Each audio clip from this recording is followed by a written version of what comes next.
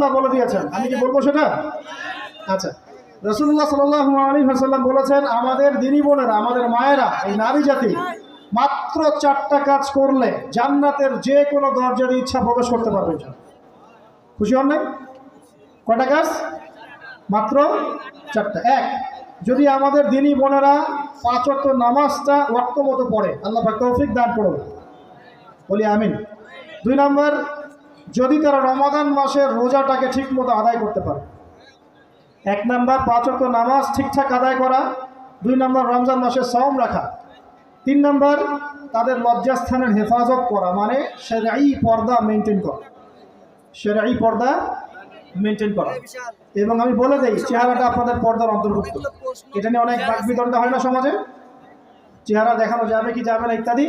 চেহারা আপনার পর্দার অন্তর্ভুক্ত বিষয়, ফুল স্টপ। এর উপরে ফতোয়া অনেক